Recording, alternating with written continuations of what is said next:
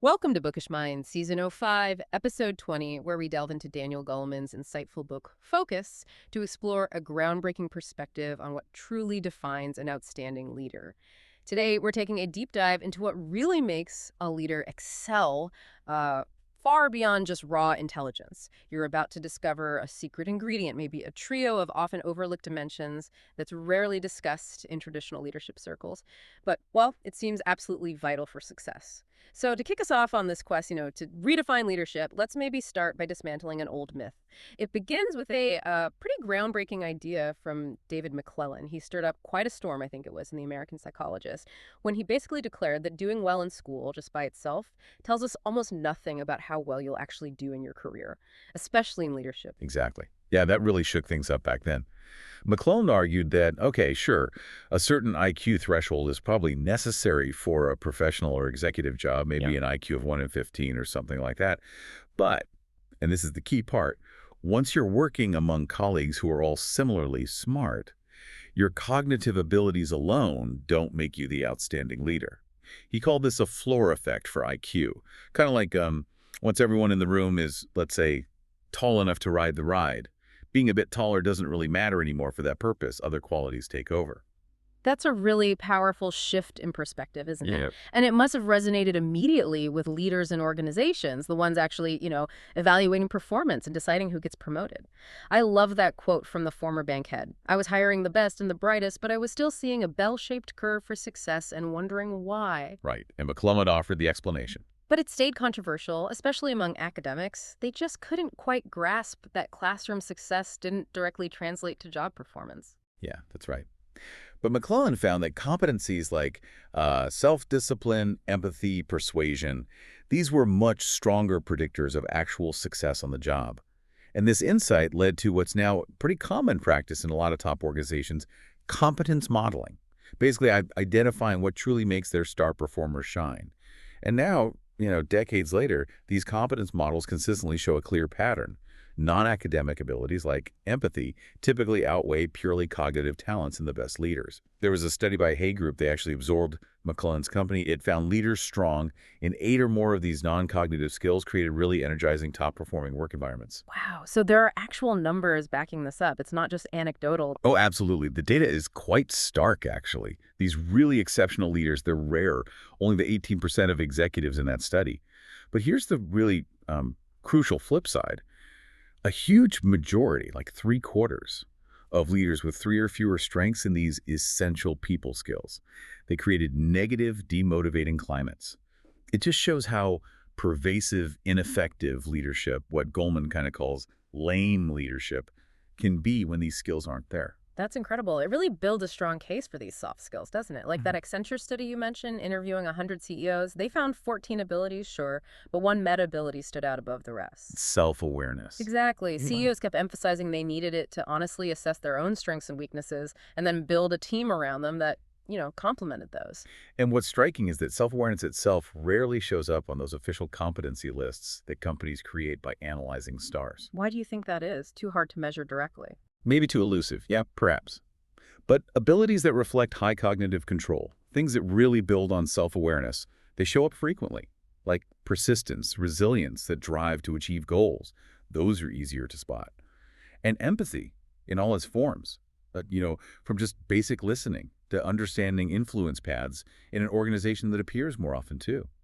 And actually, most of the high-performing leadership competencies fall into that visible category of relationship strengths. Things like influence, persuasion, teamwork. And these build on both empathy and self-management, sensing how you're actually coming across to others. Okay, so we've got the inner focus, that's self-awareness, and the other focus, which is empathy. But you mentioned a third critical dimension tying it all together, the systems understanding. Right, the outer focus, that ability for systems understanding. It goes by different names like big picture view, pattern recognition, or just systems thinking. It's about visualizing these really complex dynamics, foreseeing how a decision over here might ripple out and cause effects way over there, or how today's actions might play out months, even years down the line. So this brings us right to the core of Goleman's idea, the triple focus. Yeah. It's not just about having strengths in one of these inner self-awareness, other-focused empathy, or outer systems thinking. No, no. The real challenge, and maybe the hidden driver of excellence, is finding the right balance between them and using the right one at the right time, weaving them together. Exactly. Think about any working group. If you ask who's the leader, people will probably just give you the official job title. But if you ask who's the most influential person here, that often points to the informal leader. And that tells you a lot more about how the group actually operates. And these informal leaders, they tend to be more self-aware. They usually have the smallest gap between how they rate themselves and how others rate them on various abilities. Interesting. Psychologist Vanessa Driscoll studied this, right? She noted that these informal leaders often emerge just temporarily, but her research also showed something crucial. If that informal leader has strengths and empathy, but it's balanced with other abilities, the whole team's performance goes up significantly. Which raises that key question. What happens when that balance is off? Like, say, a leader has a really low empathy but a super high achievement drive. Well, their intense focus on goals can actually drag the team down because they just steamroll people. Right. They might hit targets short term, but alienate everyone doing it. Precisely.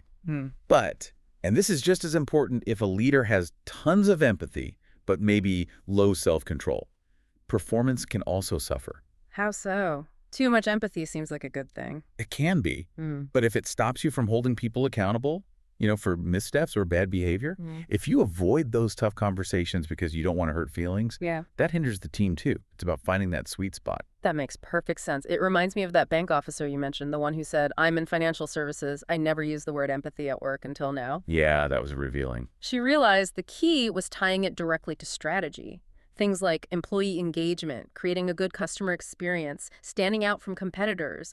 Listening, she found, was central. And that message apparently resonated with CEOs at top places like Mayo Clinic and Cleveland Clinic. And even that CEO of a major money management firm looking for applicants who actually care about the widows and retired firemen whose life savings we manage, that's a very human, empathic focus. It is. But again, balance is key. A single-minded focus only on people isn't enough either. Goleman talks about an executive who rose from being a forklift operator all the way to head of manufacturing for Asia. Impressive journey. Absolutely. But he still felt most comfortable chatting with folks on the factory floor rather than doing the strategic thinking his role now demanded.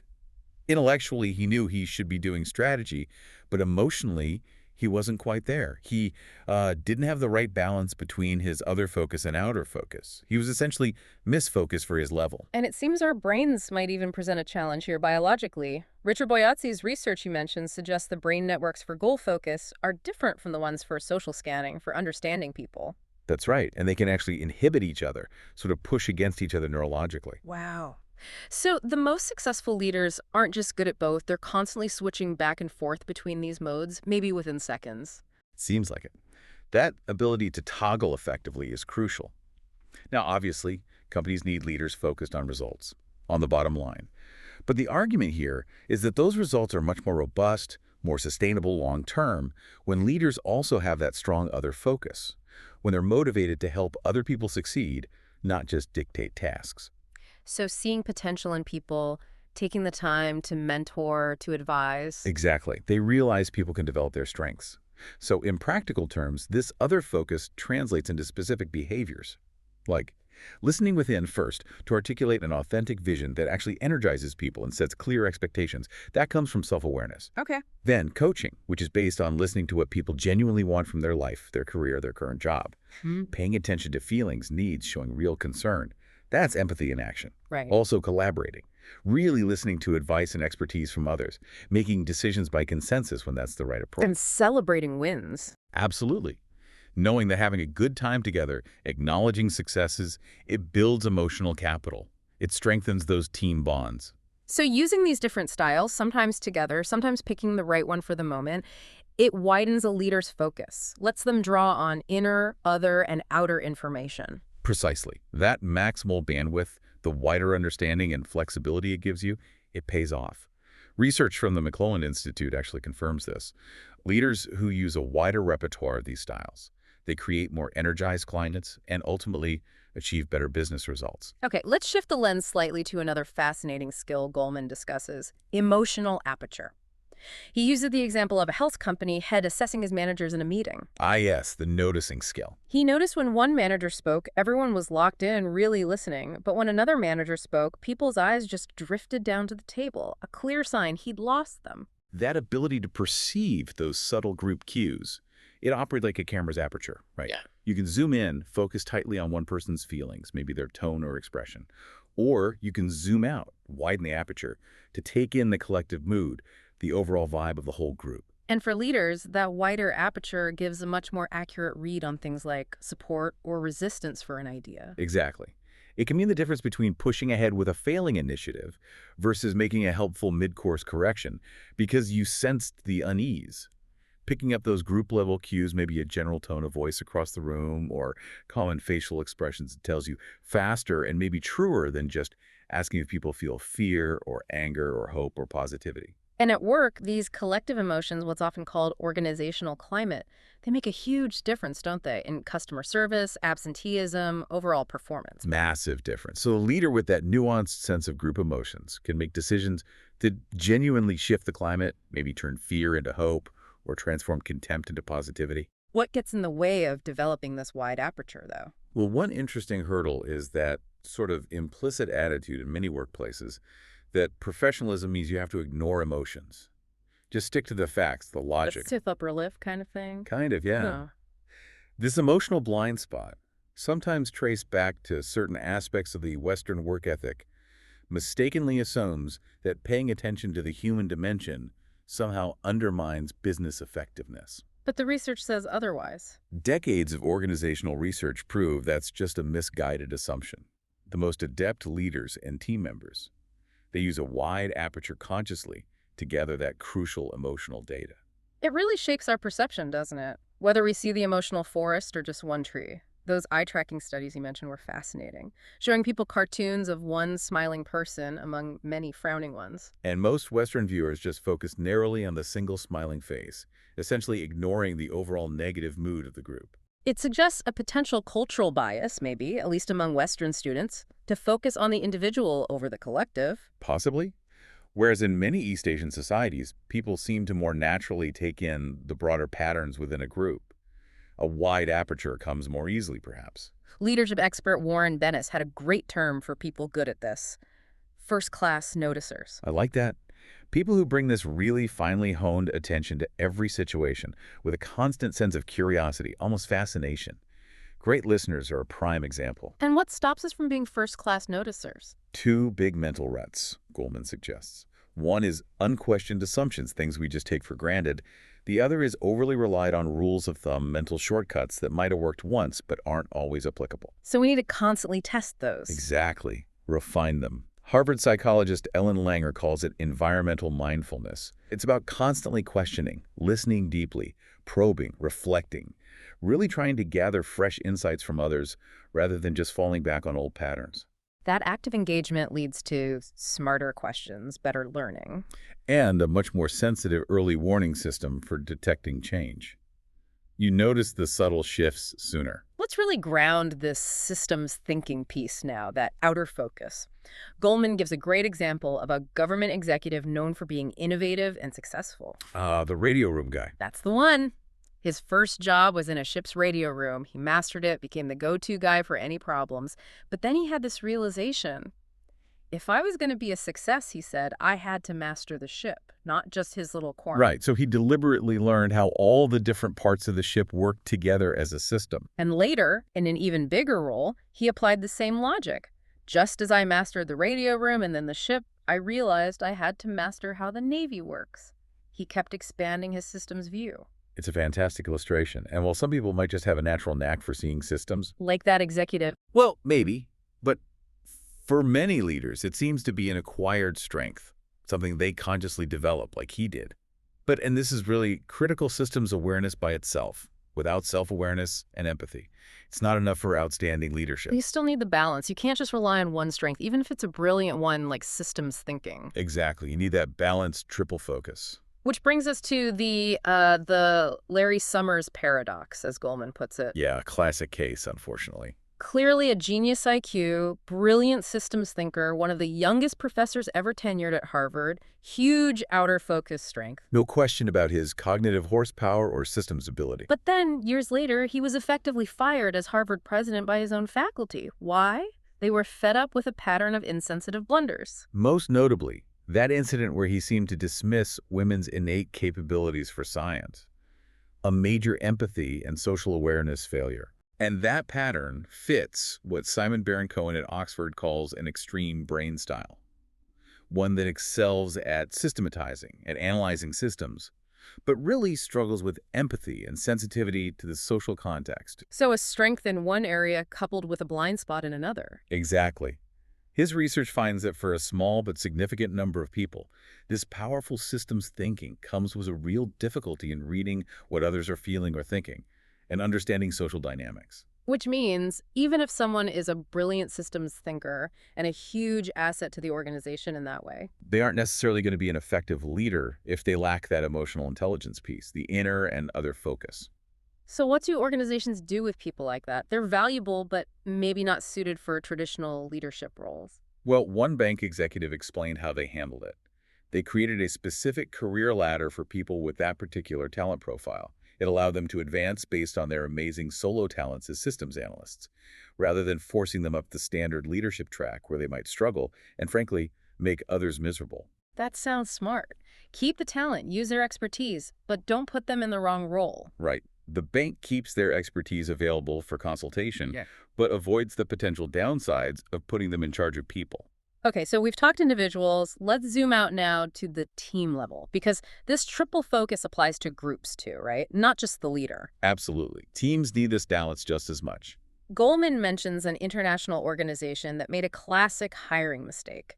They hired people only for their technical skill. It's zero regard for interpersonal abilities, teamwork skills, anything like that. And predictably, their 100-member team just descended into chaos.